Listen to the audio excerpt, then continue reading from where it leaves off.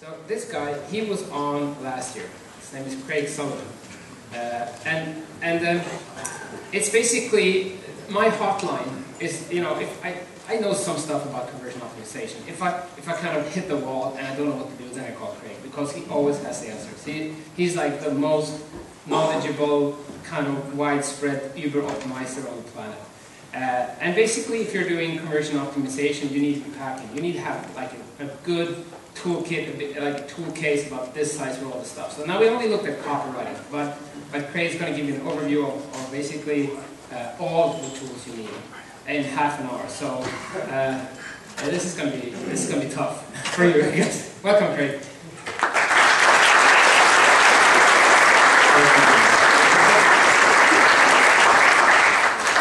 Good morning, everyone.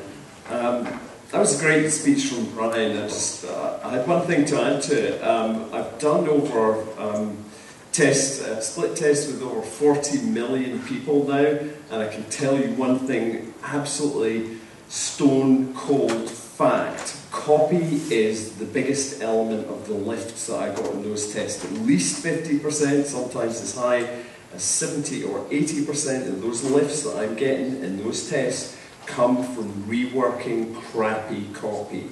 So pay attention to the words, not the visual layer. Think about the reaction that your copy causes in the mind of the viewer, not what your boss thinks or what the right thing is to write. You'll make lots of money that way. Anyway, thank you, Brian. So what am I going to cover today? Just a very quick rundown of the key tools that myself and other conversion optimizers are using to kind of yank some value out of our work. I'm not going into sort of visual elements or how to put the pages together. This is just a very fast roundup of some of the tools that you should be using or trying to use in your sites to get better conversion. A little bit of history. I started doing all this kind of mixing UX and analytics and split testing way back, like a long time ago in e-commerce terms. And I then did my stint as a startup with Love Film, growing that company considerably. And then for 4 years I joined a company called Belron, who nobody has ever heard of. Right? It's just one of those weird companies that no one knows the brand name for. You will know them as Carglass, or in the US as Safelite. These guys are pretty big. And they own all of these brands. It was a lot of fun work. I also got to build a huge team of people to look after this massive global operation. And we did this stuff. Oh, a font problem. We looked after this stuff too. We looked after this stuff as well. We had a pretty big brief, this huge team that we were building. And we looked after over 40 websites and over €1 billion of revenue solely from the online channel. You know, so yeah, we need a lot of people? No, 8 people. And it just goes to show you that you don't necessarily need a huge team of people to do this stuff. You've just got to have the right mentality, and agile, iterative, user-centered and data-driven is the way to go for this stuff. If you have a small, tight team that's focused around those things, you can do things that teams of 30 or 40 simply cannot hit the spot on. One of the fantastic things, though, was, foolishly, I decided to give all of that up, all that team, and completely get out of my comfort zone and go into pretty hostile territory in some cases. But the great thing over the last 8 months is I've gotten to work for all of these brands and more, and it's been an eye-opener for me, because I've been seeing a lot of analytics configurations and broken stuff in different companies, and you know, it just goes to show me the problems that I was seeing in one place. They're completely different everywhere, but there's a lot of similarities. And these tools that I'm going to show you today are really hands-on stuff. This is practical stuff. It isn't expensive. A lot of these tools are free or really cheap to acquire. You should have budget for all of this stuff, so there's no excuse not to be using it. These are the things that I'm going to cover. I'm just going to go straight into this. So, session replay. What is this? Well, it's a way of recording the mouse movements, the clicks, and on mobile devices it's being able to record the gestures, the taps, the the scrolls and flicks that people actually use in these devices. So this is kind of like having lots and lots of usability tests continually running on your site. You're making little videos all the time of people using products. And for me, this is vital, this stuff for optimizers, because it gives me stuff that no other tools will give. So if you get nice data from analytics, nice insight from user testing, this is kind of a bridge between the two, and it's a very rich source of data on visitor experiences. You can also do some wonderful things like say, hey, give me all the people that used Safari and left my conversion funnel, or all the people that clicked on this, or all the people that did or didn't do a particular action that I'm interested in. And you can even use this stuff to optimize in real time. So at Belron, we would launch features on the site, and 15 minutes later, we would be watching videos of people using the new widget, which meant that we could have more comfort when we put something live that it was actually working. And that led us to be braver in product deployment. This is a pretty good thing. So it's a multi-purpose tool. These two at the top come up quite a lot, and people have been using them a lot. Session Cam is a new one on the block. I actually find it very, very simple, easy to set up, and I was getting high fidelity recordings from that within about 5 minutes of setting it up. So these aren't difficult things to configure, they're not really expensive to purchase, and they'll give you a secret sauce that nobody else has got. So it really taps you into things. A couple of little examples. If you have a site where you're kind of thinking, some people say this, the fold in web design is a myth. It's not a myth as far as conversion optimizers are concerned. Particularly on, say, a good example is on product pages. If your visitors are not seeing your add to cart or add to basket button above where their fold line is, you are going to get less sales. It's a no-brainer. And in this particular case, ClickTail here is showing me that 99.2% of visitors who looked at this page can actually see the freaking button. That made a huge difference, because when I was looking at that page originally, it wasn't converting, and that's because there's all this white space around the button. People didn't see that there was a button there, and they didn't see that there was one beneath. So pretty important. Also, session replay tools, this is another example from ClickTail, will tell you where people are clicking that doesn't work. So if you have a load of images on your page or things that look like links and people are going click, click, click, click, click all the time on them, you want to know about this, but it won't be in any of your data. No one's going to ring you up and say, I noticed an image on your website that looks clickable but isn't. Things like this do not happen in real life. One last thing on the session replay. If you have a long-form content site, if you've got a lot of pages like this, and you want to know exactly how far people are reading down these pages on particular templates, these session replay tools will give you an idea of the amount of attention your content is getting and how far people are reading down. So these are all examples of things that you won't get from other tools, so very vital. Now, feedback and voice of customer tools are pretty important as well. And one thing that people think about these is, oh, this is having feedback across your entire site. But for me, as a conversion optimizer, it's not about general site feedback, it's about specific stuff. If you have a retail store and you're sitting there and people keep coming in, they look around, and then they walk out of the front door, what do? Do you just say, oh shit, people don't like the store?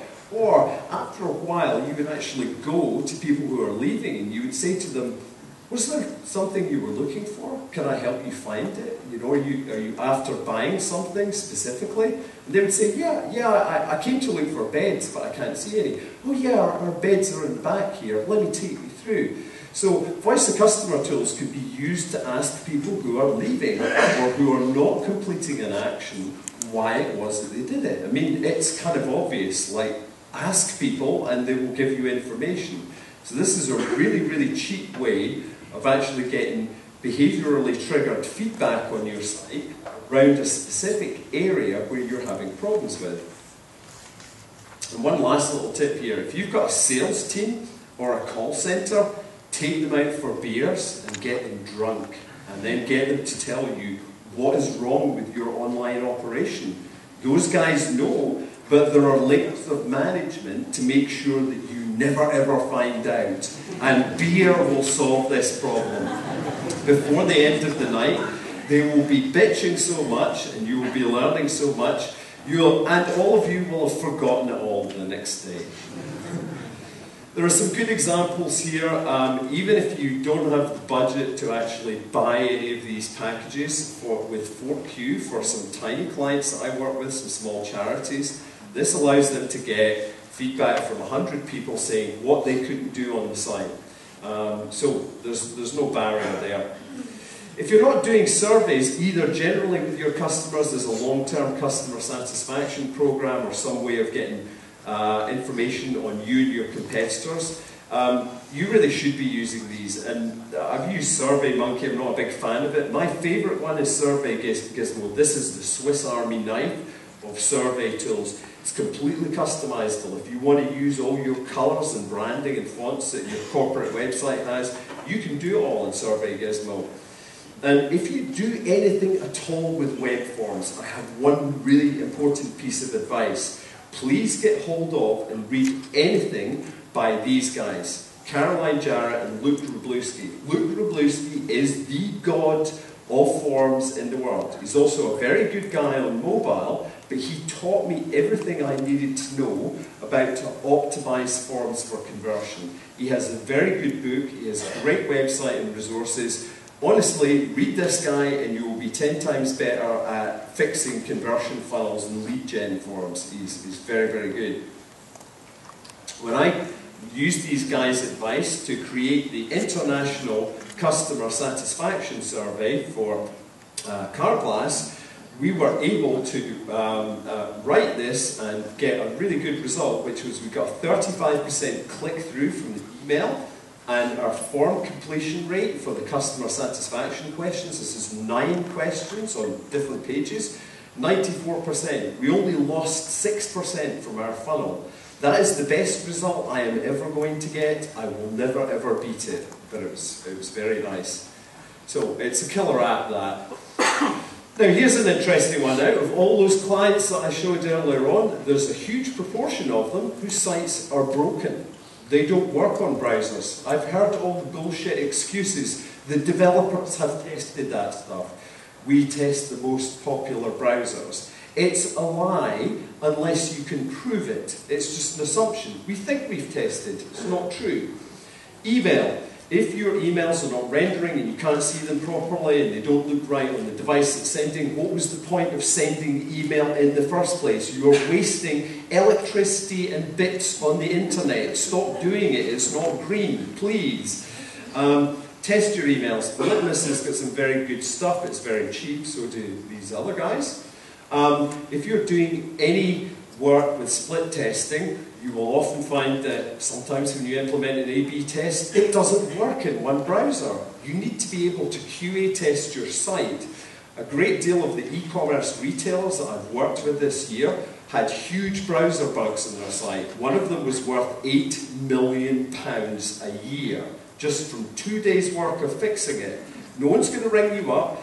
You're not going to, if you're not looking at the data, you might not even know that you've got a problem here. So don't assume that somebody else is testing this stuff. Make someone have the job of testing it and making sure it's worth money.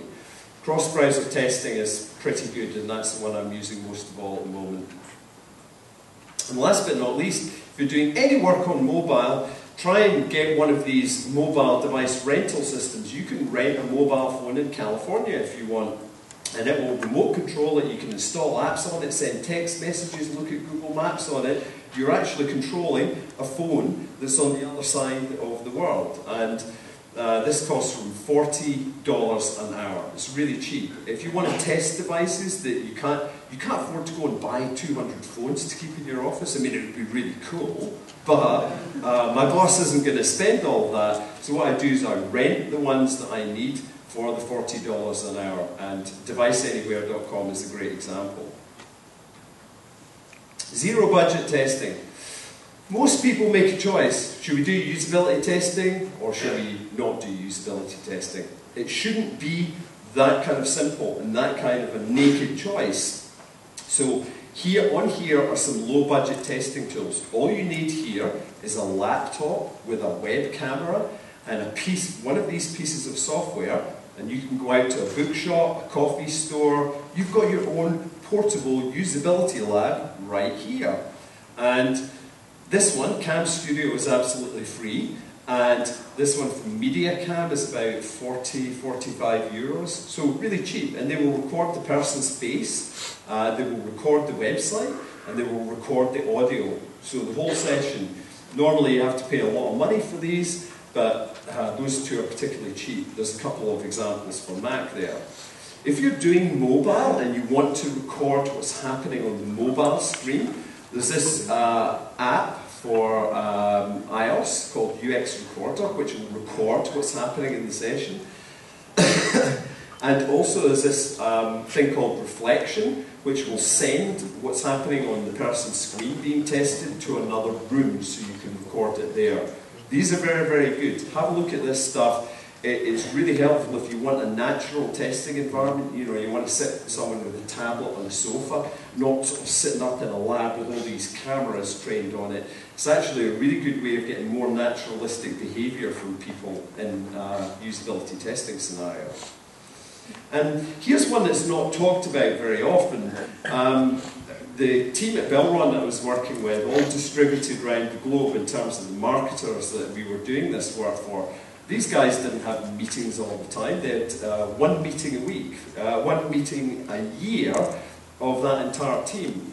And the total sum meetings that we had in that optimization team at Belron were one 15-minute meeting a week to discuss the development priority. So how are we planning a whole week's work in 15 minutes? We're not. It's because the work is happening in the rest of the week. Stop having meetings. You know, meetings are just meetings with time-wasting morons. Is sucking your time from your diary. And you need more time to actually do that elusive thing called real work. These are the tools that help glue this stuff together. Most of you will have heard or known about Basecamp. I mean, it's a pretty good high-level kind of project management tool, but some of my killer ones, this one is the top tool. I tell everybody about this. Within 25 seconds, you can be screen sharing with anyone in the world. It doesn't need a software installed. You don't need to register. It's the ultimate conversion because it's totally free and nobody at the other end needs to install any software. And you know, when you have that conversation, you say to somebody, oh, let me just show you on the screen, it's easier. It's like that, but for people who are not in the same place. So, totally free product there. Go and get this one. Some of you may have used Trello, which is actually very good for sort of task management, and certainly I know some development teams are working on using this product to actually deliver stuff every week. This is the killer one for me. This is what glues together all the agile and lean work done at Belron across multiple project streams. This is a project management and task management tool that's specifically built for this kind of environment. It's absolutely brilliant and very cheap. And then you can do other things. There are online apps here that will let you design flowcharts or wireframes with several people working at the same time. So you get a conference call and then you can all work on this like you were in the same room. If you have a new design or a mock-up that you want people to comment on, well, put it onto one of these and then let people put sticky notes on it like they were in a meeting room. And one of my favourites here is concept share. You can scribble, you can add notes. It means that maybe 10 or 20 people around the world can be adding all their comments to a design, and you don't then have to pull all this out of all their emails. It's all being put in one place. These are the kind of tools that help glue together this work so that people don't have to be in the office, they don't have to go to meetings all the time. You should make this stuff happen outside of that. And split testing tools, this stuff is cheap or absolutely free these days. I mean, back in 2005, I was paying £6,000 a month for a software license to do this stuff. Now you can do it for £0. Google Content Experiments is great, but it's also got this very clever thing built into it. It's called the multi-armed bandit algorithm. And what this does is, if you feed it 3 different creatives, A, B, C, it will actually work out which creative is working for which people at which times of the week. So if it knows that the picture of the lady works best on the weekends, then it's going to replay the picture of the lady on the weekends. So it's a self-learning machine algorithm that will actually test out stuff and then adapt. And this is the future of testing. This stuff is early days yet. There's a product called Conductrix that I'm looking at, and another one from a company called Reco. These solutions promise to take a lot of the boring and hard work out of testing and get results faster. So read up on this stuff, multi-arm bandit algorithms, because this is kind of the future of testing for me. Not quite here yet, but real soon now. And the two that come up all the time, I've been using Optimizely a lot this year. I really like it. It's got a great UI, and the product support has been excellent. And a lot of you will probably already be familiar with this product. Then a little bit about performance. This is one that doesn't get talked about. People find it really boring. I like having conversations with people about performance, but most people can't stay awake when I'm doing that. This is actually a picture of two slugs fighting. It may actually be just like your mobile website. So if you possibly can, if you've got Google Analytics, then you will have Google Site Speed, right? Make sure you look at this data because it's a real measurement of how long your pages are loading for real customers. It's not a simulation, it's actual data collection. And these two here, Web Page Test, will do desktop web pages, and this free service from Akamai is absolutely brilliant for mobile. So here's a little example. This might be why IKEA's conversion rate on their mobile site sucks like a planet-sized lemon spinning in space. But the problem is that these people are all looking at their mobile sites in their office on Wi-Fi connections. Oh, it's great, it's lovely, our new site. No, it isn't, because I'm out in the street and I'm trying to load IKEA's site. I have to load nearly 1 megabyte's worth of data into my mobile phone, and you know, ubiquitous 4G isn't here yet. But this column is very interesting because it's not just about the size in kilobytes of this download, it's also about how the page renders and how many page requests you make. See, if you're making 145 page requests on your mobile phone, it's like, oh, go get that, go get that. It's going to take a long time. That introduces the delay into the load time. So it's not just how big the page is, it's about how the page actually builds and how many parts there are. This tiny little site here, Autoglass, and indeed all the car glass mobile sites around the world, their payload is 25k. This mobile site is taking a huge amount of revenue. It's probably over £500 million pounds a year now from a thing that's 25k in size. Go figure, IKEA. And if you really care about this stuff and you need something to convince the boss to invest in performance, download this deck, right? This deck is absolutely brilliant because it contains this data. These guys went and introduced a delay on the mobile side. What would happen to our mobile site if we made it really, really crap and slow by adding 1/2 or 1 second of delay into all the page requests? Well, what they saw there is they saw that, you know, if you're a content site, that's 10% less page views. Your conversion rate has gone south by 3.5%. Your bounce rate has increased massively, and you know your cart size has gone down. So you can put a small delay. If you flip this around and think, what happens if we made our site 1/2 second faster to load, or 1 second faster to load? Could it be worth these kind of sums of money? And here's an interesting one for any e-commerce people. This top line here, the purple line, is for people who didn't have any delay introduced. And this blue line here is the 1 second delay. And this is actually the returning visitors percentage, the lifeblood of any e-commerce site. So by having a slower site, what you're missing out on is this gap between this blue line and this pink line is either competitor beating or it's the death of your company. So if you're not investing in performance, you really need to look at that deck, use the stuff in there to convince your boss, and start making things quicker, because it will actually make you a lot of money. It's a good conversion optimization tip. Now, if you want to get some feedback from people, but you don't necessarily want to pull people into a lab, why don't you crowdsource it? Why don't you use some of the visitors and people that are coming to your site every day to get them involved, to get them to look at mock-ups, to get them to run a short usability test? It's a really great way of getting fast feedback. So for some of my smaller clients, I've been using this service from usertesting.com, which costs £30 per participant. I mean, it's not really expensive. So each time I iterate a product, I can get feedback from 3, 4, maybe 5 people, and it costs me an awful lot less than a lab-based test that might be, you know, 8, 10, 12,000 pounds. So there's no excuse here. There are some great crowdsourcing tools to get feedback on new designs or your current website, and there's a complete list of them there.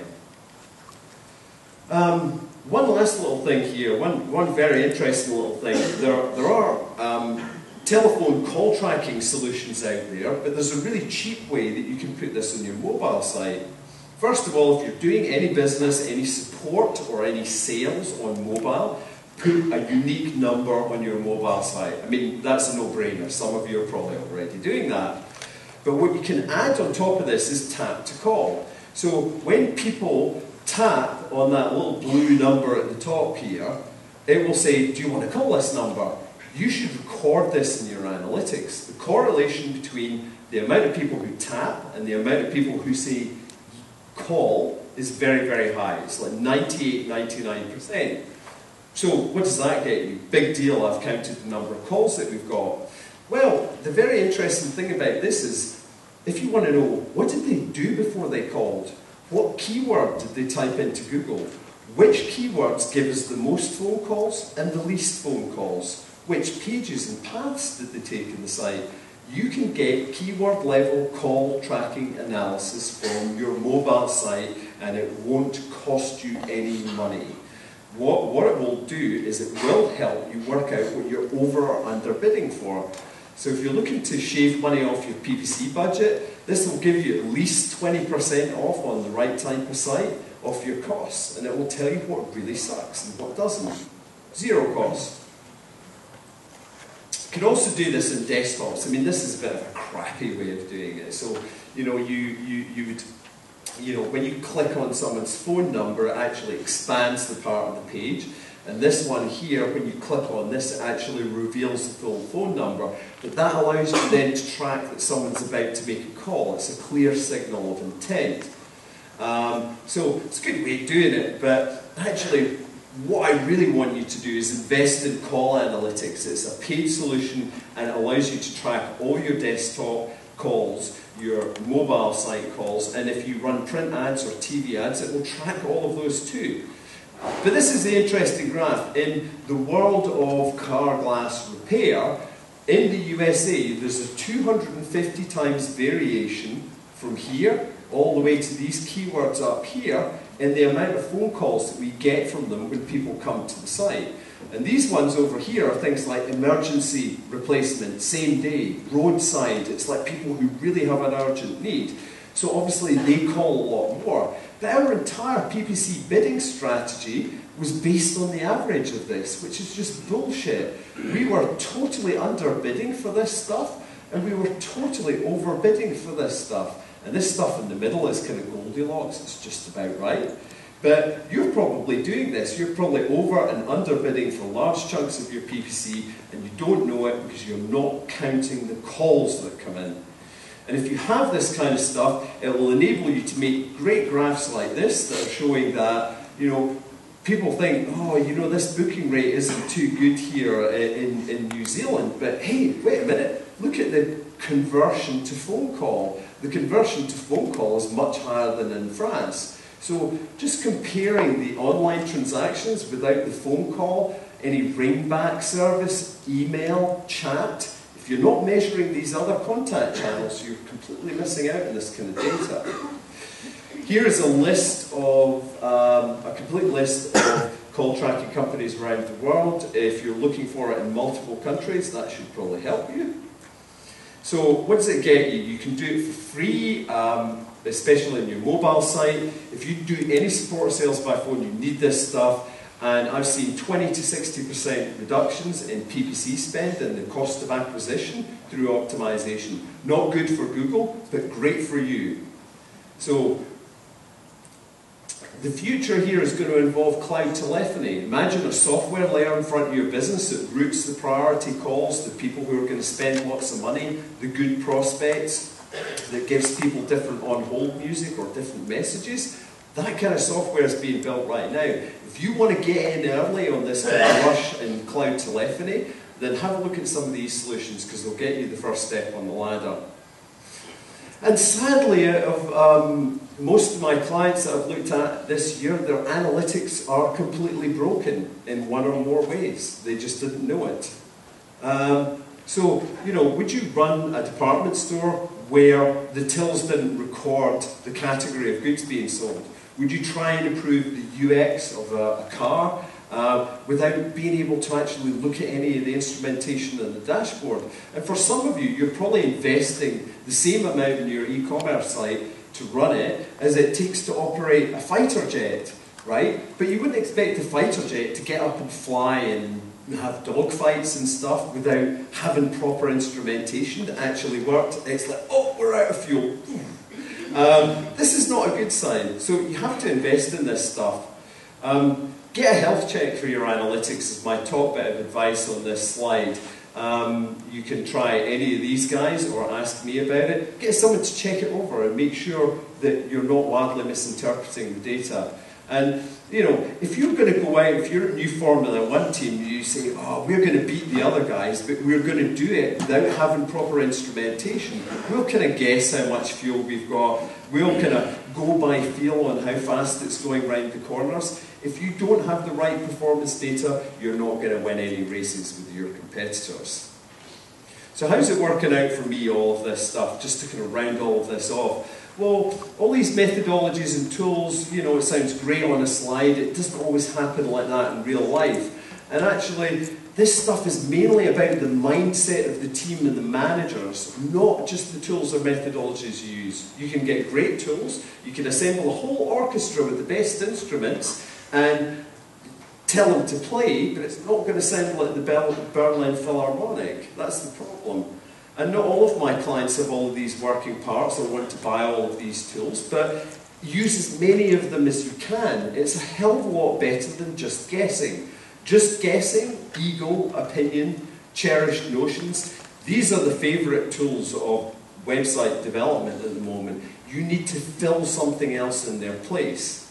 And blending lean and agile techniques with conversion optimization, bringing those two together, is my critical insight of the last 5 years. And the stuff that netted me is, you can see I was sort of starting out quite slowly at Belron, but we got 5, 10, 15 and 25% increase in the conversion rate of the entire world. So over the time that I was there, we were managing to get over 70% more out of the business.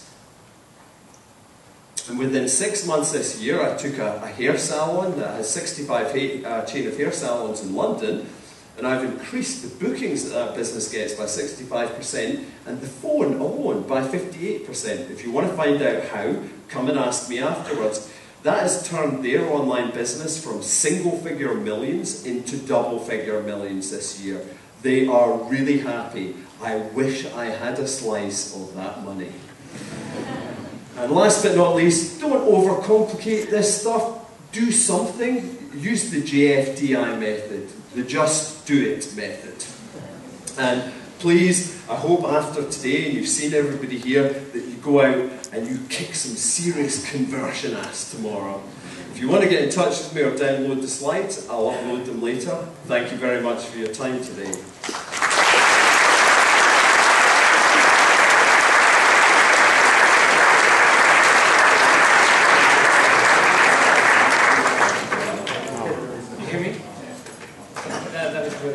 I got a little one for you as well. It's not that I'm cheap, but these ones you can get on the, I guess you're not bringing luggage. Because I gave this jam away the first year, and nobody can bring it home. So this should do it in the... Thank you very much. Okay. We'll enjoy this. Okay. Thanks again. And there's a special for you. Ooh. Because we made we made a Conversionista raspberry case in our 3D printer, and Craig really wanted one, so here it is. Thank you. I will send you a photo of it inside. Thank you very much. Thank you very much.